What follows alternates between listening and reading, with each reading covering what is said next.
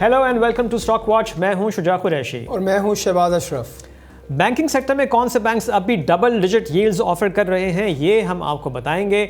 इसके अलावा मैं आपको ये बताना चाहता हूं कि हम नुक्ता पर अगले साल के बजट की स्पेशल कवरेज करेंगे जो स्टार्ट होगी 9 जून से।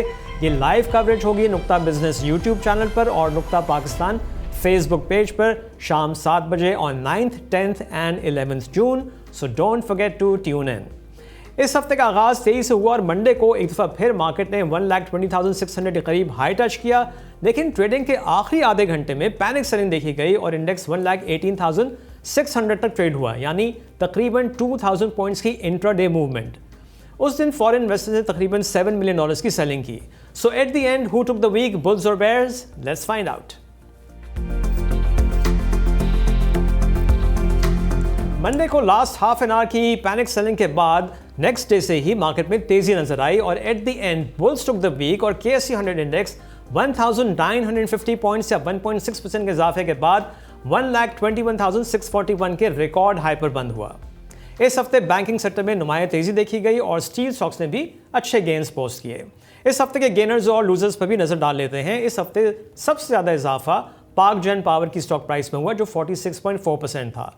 फैसल बैंक की स्टॉक प्राइस में 21.7% का इजाफा हुआ। नेशनल फूड 17.7%, बैंक इस्लामी 12.2% और नेशनल बैंक की स्टॉक प्राइस में इस हफ्ते 10.3% का इजाफा हुआ। टॉप लूजर्स की बात करें तो इस हफ्ते सबसे ज़्यादा कमी पंजाब ऑयल मिल्स की स्टॉक प्राइस में हुई जो 10.9% थी। IBFL की स्टॉक प्राइस में 4.9% कमी हुई। सिस्टम्स लिमिटेड 4.2%, अटक पेट्रोलियम की स्टॉक प्राइस में भी 4.2% कमी हुई और कोहिनूर टेक्सटाइल मिल्स की स्टॉक प्राइस में इस हफ्ते 3.9% की कमी हुई। और अब चलते हैं इस हफ्ते की बिग स्टोरी की तरफ। नाउ वंस अगेन कोई स्पेसिफिक बिग स्टोरी नहीं थी। बजट की rumours kept coming in the market और उसने मुख्तलिफ सेक्टर्स को इसी तरह से इन्फ्लुएंस किया। इन्फ्लेशन के नंबर ज़रूर इस हफ्ते हमने देखा कि वो जारी किए गए और मई 2025 में एज एक्सपेक्टेड इन्फ्लेशन थोड़ी हाई आई है एट 3.5% और इस तरह से अगर हम 11 मंथ्स का इन्फ्लेशन का डेटा देखें तो CPI for 11 months now stands at 4.61%। So Shahbaz, inflation के नंबर्स एक्सपेक्ट हम कर भी रहे थे कि हाई बेस का इफेक्ट ख़त्म होगा और नॉर्मलाइज थोड़े से हो जाएंगे नंबर्स। तो 3.5% इन्फ्लेशन आई थिंक ये भी बिल्कुल ठीक आया जो मार्केट एक्सपेक्ट कर रही थी। देखिए, yes of course market expect यही नंबर करी तो यही नंबर आया। जो अगर आप देखें इससे पहले जो बेस इफेक्ट की हम बात करते हैं इन the last sem period last उस वक्त इन्फ्लेशन तकरीबन 25 से 30% थी और इस वक्त same period last year which is around मई 11 से 12% आ गई थी।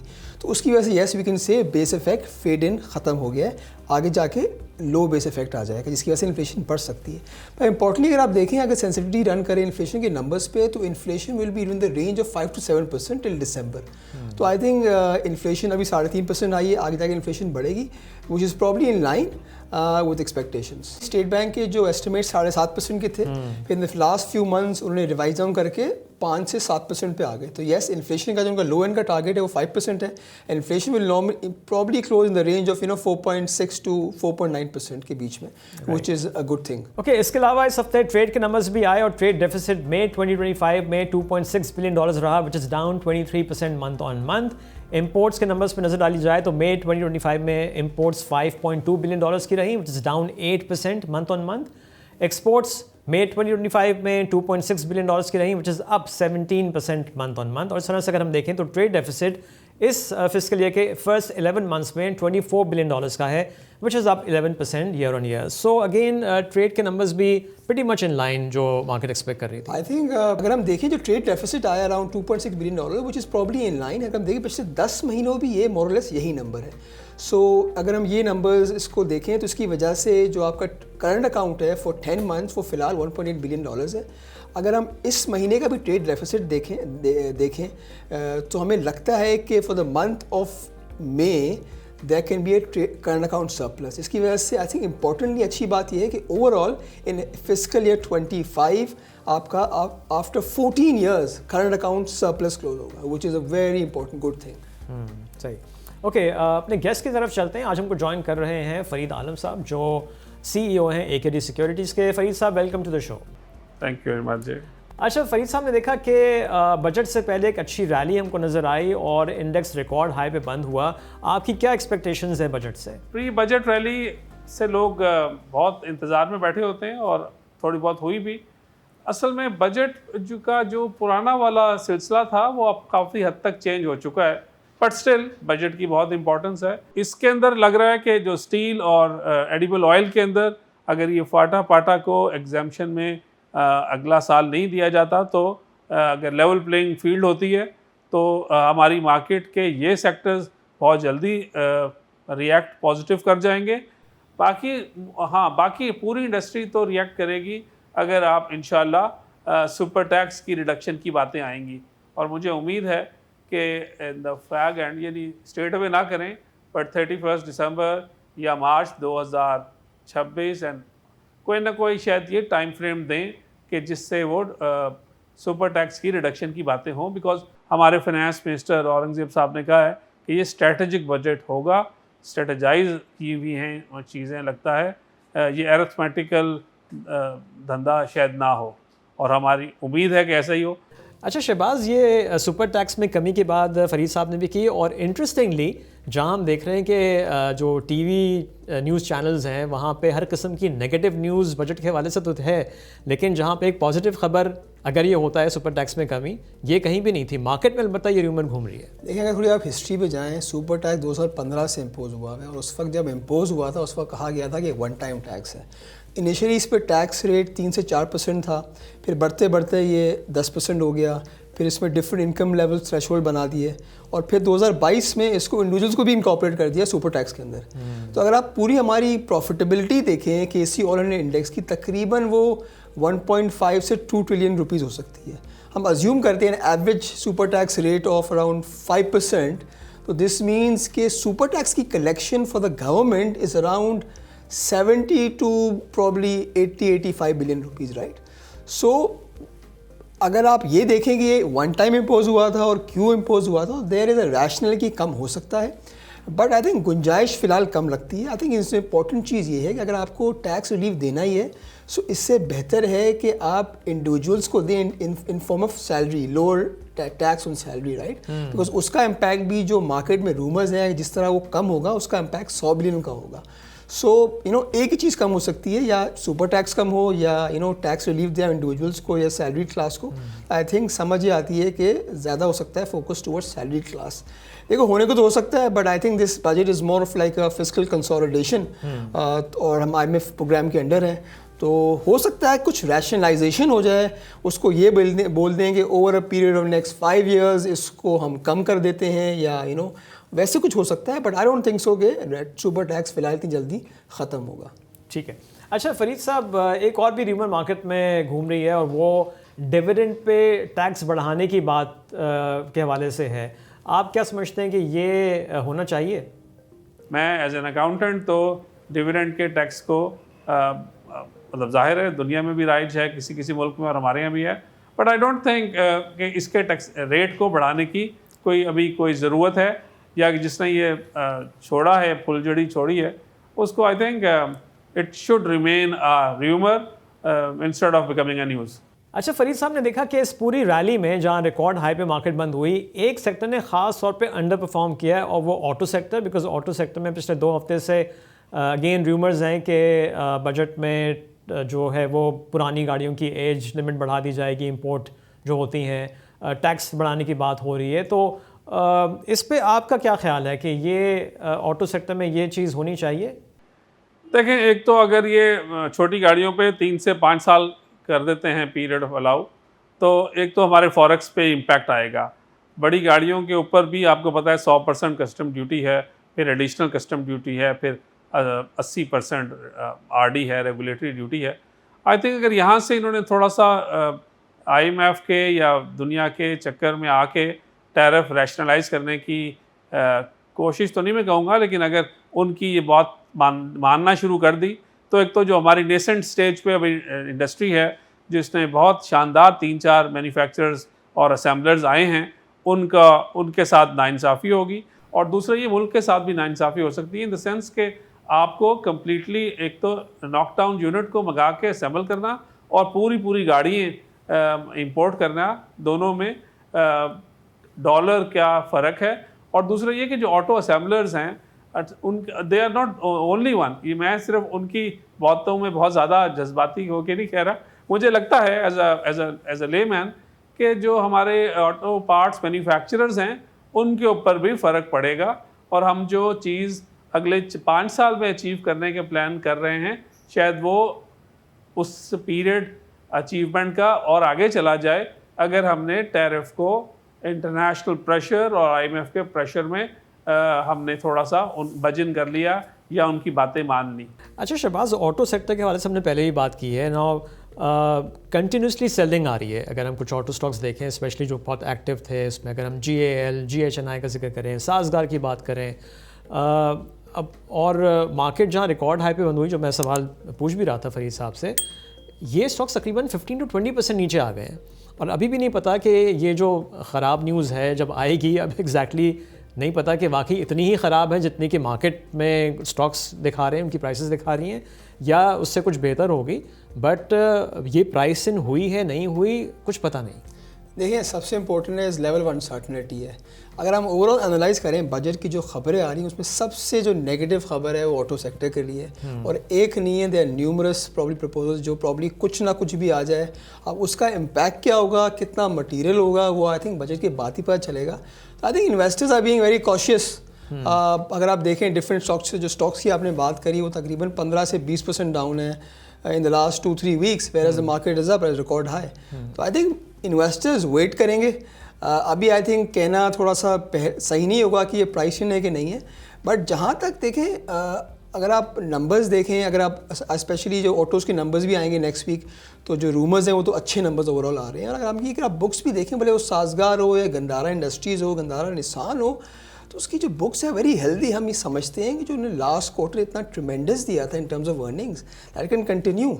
सो yes, this can be an opportunity for investors to accumulate the stocks, because अपने पीक से तकरीबन 100-125 रुपये नीचे हैं, साजगार तो मजीद और नीचे है। So this could be slowly accumulation point हो सकता है इस लेवल पे। राइट, और I guess you are right कि सर्टेनिटी आ जाए। अभी अनसर्टेनिटी बहुत है, पता नहीं क्या होने वाला है, तो इसकी वजह से भी हमने देखा है कि कंटिन्यूसली सेलिंग नज़र आ रही है। ओके फरीद साहब, पावर सेक्टर सर्कुलर डेट की आपसे भी बात कर लेते हैं। हम अपने तमाम गेस्ट से व्यू ले रहे हैं। आप क्या समझते हैं कि ये कब तक रिजॉल्व हो जाएगा और फंड्स कब तक रिलीज़ हो जाएंगे? बिकॉज इसके असर हमने देखा एक दफ़ा फिर जो स्टॉक्स इससे अफेक्टेड हैं और इससे पॉजिटिवली इम्पैक्ट करेंगे अगर ये फंड्स रिलीज़ हो जाते हैं, वो भी अंडर परफॉर्म कर रहे हैं।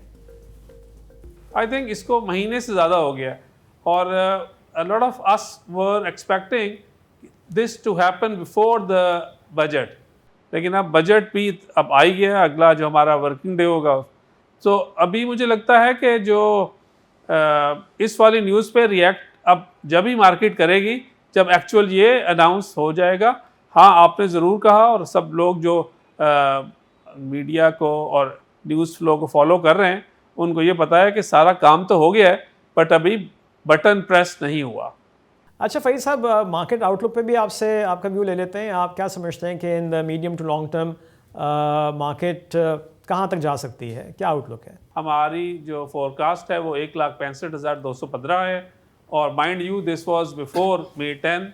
क्वालिटेटिवली हम उससे बहुत ऊपर हैं इस वक्त अल्हम्दुलिल्लाह, but I think we should be able to get to 165 to 115 as per our strategy. ये जो कंस्ट्रक्शन रिलेटेड इंडस्ट्री है, एक ये अच्छी चलेगी, E&P अच्छा चलेगा, बैंकिंग ठीक लगती है, ऑयल एंड गैस क्योंकि उसका वेट भी बहुत ज़्यादा है, वो that should come into play along with construction activity related stocks. Okay Farid sahab, thank you very much. Thank you. क्या ये वीडियो आपको अच्छी लगी? अभी सब्सक्राइब करें और बेल आइकन पे क्लिक करें। अच्छा शहबाज, थोड़ा सा हम अब बैंकिंग सेक्टर पे बात कर लेते हैं। हमने शुरू में इसका जिक्र भी किया था और हमने देखा इस हफ्ते बैंकिंग स्टॉक्स ने बहुत अच्छा परफॉर्म किया, और अभी हमने जो टॉप गेनर्स की लिस्ट बताई उसमें 3 स्टॉक्स बैंक्स के थे, फैसल बैंक, नेशनल बैंक और बैंक इस्लामी। तो क्या रीज़न है कि बैंक्स में इतना इंटरेस्ट हमको नज़र आया इस हफ्ते? देखिए, सबसे इंपॉर्टेंट पहले मैं इन्वेस्टर्स को समझा दूं कि अगर आप 20 साल का डेटा देखें, 15 साल का, even when interest rates are declining, banks की प्रॉफिटेबिलिटी इंक्रीज ही होती है, बट डेफिनेटली वो इंटरेस्ट रेट राइजिंग ज़्यादा इंक्रीज होती है, but when they are declining there is steady increase. तो ओवरऑल प्रॉफिटेबिलिटी में तो ओवरऑल ग्रोथ है। आई थिंक सबसे इंपॉर्टेंट फैक्टर जो मुझे समझ आया कि why did banks outperform this week was I think the dividend factor. अगर आप देखें numerous banks are still offering yield in excess of double digit yields. अगर आप फैसल बैंक की बात करें जो 50 रुपये था लास्ट वीक, अब 60 रुपये हो गया है। उस वक्त तो ये यील्ड आपको ऑफर 14% कर रहा था, अभी भी इस लेवल पे भी 11 से 12% इसकी यील्ड है। अगर आप स्पेशली एमसीबी की बात करें, वो आज भी इस लेवल पे offering yield of 12.5%। Bank Alfalah की भी यील्ड तकरीबन 11 से 12% है। नेशनल बैंक को देखें, national bank was up around in double digits. और आई थिंक इसमें इंपॉर्टेंट है, नेशनल बैंक ने तकरीबन 9 से 10 साल बाद डिविडेंड रिज्यूम करा है, क्योंकि उससे कोई इशू से रिलेटिंग पेंशन कॉस्ट वो रिजॉल्व हो गए हैं, वो ख़त्म हो गए हैं। अगर आप मार्केट एक्सपेक्टेशंस देखें तो मार्केट एक्सपेक्टेशन ये कि अगले साल जो बैंक की अर्निंग तकरीबन 10-11 रुपये थी वो 27 रुपये हो जाएगी, राइट। और इसका जो पे आउट होगा वो तकरीबन 18 रुपये हो सकता है। अगर आप देखें national bank is trading at around 104 रुपये, तो offering a yield of 17%, right. So अगर आप देखें कि पता है कि इंटरेस्ट रेट अभी 11% पे है, इन्फ्लेशन 5 to 7% रहेगी। हो सकता है कि जब जुलाई में जो जून में मॉनेटरी पॉलिसी है वहाँ इंटरेस्ट रेट कम ना हो, बट आगे जाए गुंजाइश तो है, राइट। तो जब आपके इंटरेस्ट रेट तकरीबन 10% पे आ जाएंगे और banks are offering yield in excess of 11-12%, so yes, और सर्टनिटी भी है कि प्रॉफिटेबिलिटी भी है, बैलेंस शीट ग्रोथ भी हो रही है, गवर्नमेंट की रिलायंस भी रहेगी ओवरऑल फिस्कल डेफिसिट को फाइनेंस करने में। सो एक अच्छा सेक्टर है जहाँ अर्निंग सर्टनिटी है। सो आई थिंक इन्वेस्ट, और सबसे इंपॉर्टेंट अगर आप देखें मार्केट आपकी चल रही है 6 के पी पे, सीमेंट चल रहा होगा 8 टाइम्स पी पे, but even if you see price to earning ratio of all large banks, they are in between 4 to 6 times, right. कुछ बैंक्स तो 4 पे ट्रेड कर रहे हैं। So it's an attractive opportunity, attractive investment. So I think it makes sense for investors to cash this opportunity. Right और हमने ये भी देखा है कि जैसे आपने कहा नेशनल बैंक की फर्स्ट क्वार्टर की अर्निंग्स अगर कंसोलिडेटेड बेसिस पे देखें ₹10.29 की अर्निंग्स आई हैं। ये अगर सस्टेन करती है तो ज़ाहिर है कि काफ़ी रूम होगा उनके पास एक अच्छा डिविडेंड देने की, और आई गेस इसी चीज़ की वजह से इन्वेस्टर्स का इंटरेस्ट नज़र आ रहा है। देखिए पिछले साल उतना डिविडेंड भी नहीं दिया, तो ऑफकोर्स जो स्पॉन्सर्स हैं, जो उसका गवर्नमेंट ऑफ पाकिस्तान है, उसको भी डिविडेंड चाहिए। और एक और इम्पॉर्टेंट इसमें आप देखें, अभी बजट भी आने वाला है, और बजट में नॉर्मली जो स्टेट एंटरप्राइजेज होती हैं उस पर एक डिविडेंड एक्सपेक्टेशंस भी आती है। तो मार्केट में ये भी रूमर थी शायद नेशनल बैंक इन FY 26 सॉरी कैलेंडर 25 20 रुपये का डिविडेंड दे। अगर विच सीम्स रैशनल, 20 रुपये का डिविडेंड अगर देता है ये, तो यील्ड आप देख लें क्या है, इसकी बुक वैल्यू 200 रुपये 215 रुपये है, and trading at price to book of 0.5 times, whereas this bank is offering you ROE of above 20%। तो प्रॉब्ली गवर्नमेंट बैंक है, इश्यूज हो सकते हैं, बट जब इतनी इंटाइसिंग यील्ड हो तो इन्वेस्टर्स तो इसको बिल्कुल कैश इन करेंगे, इन्वेस्ट करेंगे इस स्टॉक्स में, right. Okay, now let's move on to the events for next week. और काफ़ी हैपनिंग वीक है। अभी हमने आपको बताया भी कि अगले हफ्ते बजट है, लेकिन मंडे को जो ईद का 3rd डे है उस दिन इकोनॉमिक सर्वे है, और 10th जून को which is Tuesday federal budget for fiscal year 2026 announce किया जाएगा। वेडनेसडे को टी बिल्स ऑक्शन है, और उसी दिन ऑटो सेल्स के नंबर्स भी एक्सपेक्टेड हैं। थर्सडे को फॉरेक्स रिजर्व का डेटा, और फ्राइडे को एज यूजुअल वीकली इन्फ्लेशन के नंबर्स आएंगे। अब हम चलते हैं कैंडल टॉक की तरफ।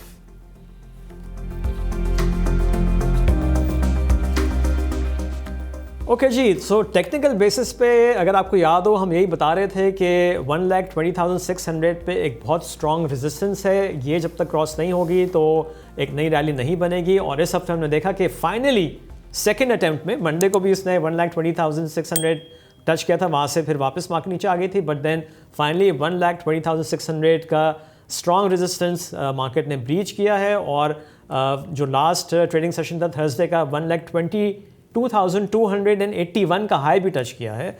सो क्लोजिंग 1,21,500 से ऊपर आ गई है, अराउंड 1,21,600। हम समझते हैं कि अब इंडेक्स यहाँ से मज़ीद ऊपर जा सकता है। 1,23,000 नेक्स्ट लेवल होगा, और उसके बाद 1,25,000, और सपोर्ट पे जो अब स्ट्रॉन्ग रेजिस्टेंस थी 1,20,600 की, वो अब एक सपोर्ट होगी मार्केट के लिए। So watch out for these levels. और अब चलते हैं एक्सपर्ट स्टेक की तरफ।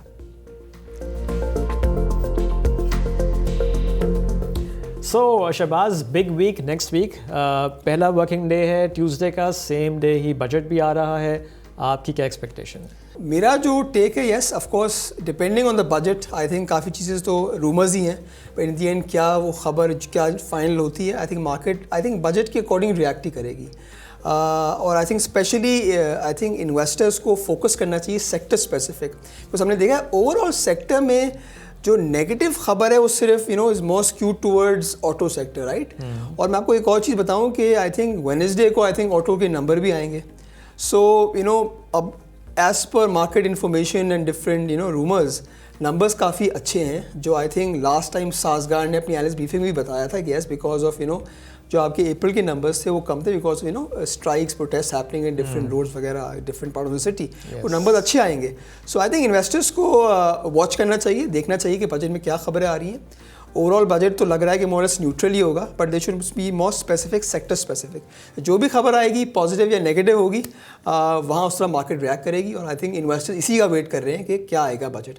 आई think I agree with Shahbaz, investors Tuesday को थोड़ा सा कॉशियस होंगे, दे विल वेट के बजट फाइनली रिवील हो जाए और जितनी र्यूमर्स थी वो र्यूमर्स कितनी जो हैं वो सही साबित होती हैं, और स्पेशली जो ऑटो सेक्टर की बात की गई है उसकी जो नेगेटिव र्यूमर्स हैं वो बाकी इतनी ही नेगेटिव इम्पैक्ट होगा जितना कि अभी मार्केट ने लिया हुआ है। तो investors would like to wait and see and they will see clarity. और अगेन आई थिंक कुछ सेक्टर्स में जो पॉजिटिव इम्पैक्ट की बात हो रही है, स्टील सेक्टर के वाले से हमने इस हफ्ते देखा भी, वहाँ भी लेकिन इन्वेस्टर्स कॉशियस थे। हमको रैली ज़रूर नजर आई, अच्छे गेंस पोस्ट किए स्टील स्टॉक्स ने, लेकिन लास्ट ट्रेडिंग सेशन में वहाँ प्रॉफिट टेकिंग भी आई because investors are not sure कि ये होता है कि नहीं होता। So I think market direction लेगी वंस बजट की सारी जो चीज़ें हैं वो क्लियर हो जाएं, और फिर इन्वेस्टर्स भी अपने जहन में क्लियर होंगे और वो उनके पास डायरेक्शन आ जाएगी कि अब ये स्टॉक्स हैं, ये सेक्टर्स हैं जिन पे पॉजिटिव इम्पैक्ट होगा, तो फिर वहाँ पे हमको तेज़ी नज़र आएगी उन स्पेसिफिक सेक्टर्स में, उन स्पेसिफिक स्टॉक्स में। So that's the end. लेकिन जाने से पहले एक दफ़ा फिर आपको मैं रिमाइंड कराना चाहता हूँ कि नुक्ता की स्पेशल ट्रांसमिशन ऑन बजट को ज़रूर याद रखिएगा। हम 9th, 10th और 11 जून को लाइव होंगे नुक्ता बिजनेस यूट्यूब चैनल और नुक्ता पाकिस्तान फेसबुक पेज पे। So don't forget these dates. और जाते हुए आपको हम सब की तरफ से बहुत बहुत ईद मुबारक। टेक केयर, खुदा हाफिज़।